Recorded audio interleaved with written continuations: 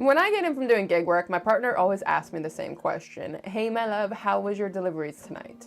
And my answer is relatively the same. Uber Eats pissed me off again. And that's exactly what we all shared in common this exact Friday evening when Uber Eats decided to revoke our overpayment.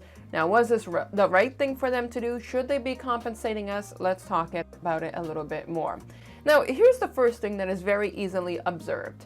You work for an employer, and let's say you work customer service because I have a background in customer service.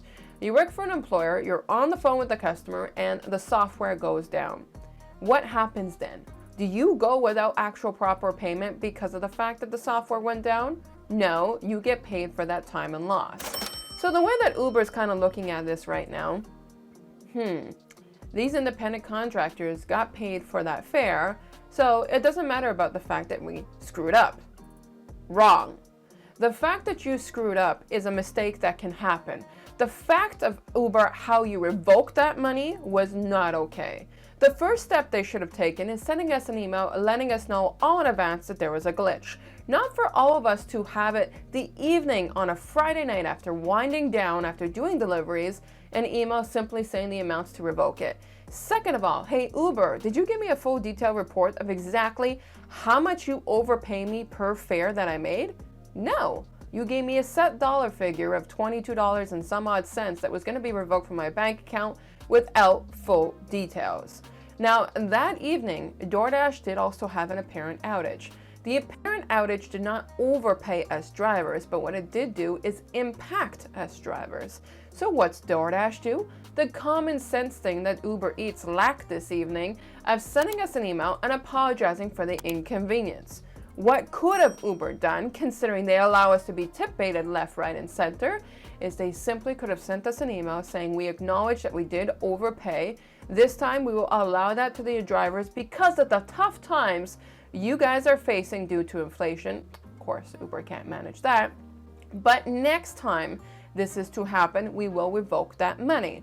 No, Uber can't do that. Uber gives you a direct message that shows how much money that they pulled out from your account, leaving many of us starting our shift that night in the negative.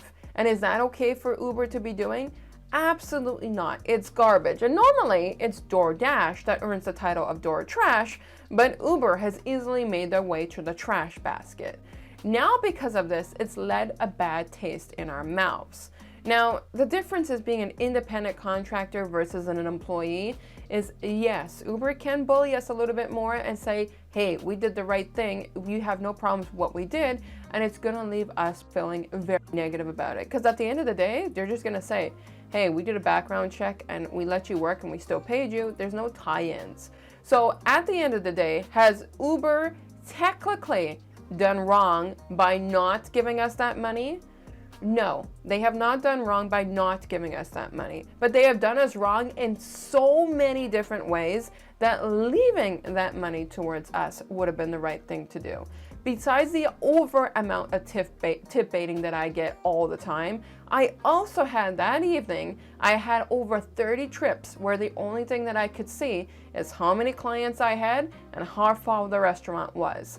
With that being said, I had no choice but to decline a massive amount of orders and have myself with a much lower acceptance rate because Uber put me in that category. So that evening, I called them and I made sure that they gave me the money back for that.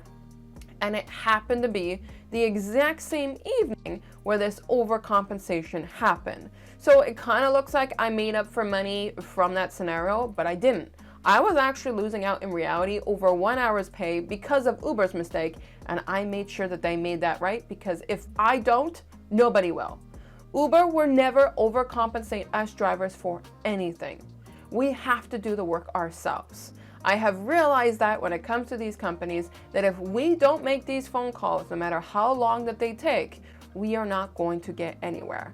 Heads up, my call only took 18 minutes long because the moment I got a customer service on the phone, I let them know, this is not your problem. I need to be transferred to the manager.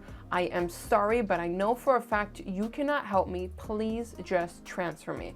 That's exactly what they did after they asked me to explain the situation. We need to start being more upfront with Uber and stop being more laid back and say, it's going to take so much time. With time and efforts, we get results. And unfortunately, with Uber, we're not getting any results. If any of you lovelies have been overcompensated and the money was put back into your bank account, go ahead and comment below. But I have a funny feeling that that's not going to be happening. I wanted to give my point of view amongst this subject because I know it's been a heavy-hearted subject. And I'll catch you lovelies in the next video.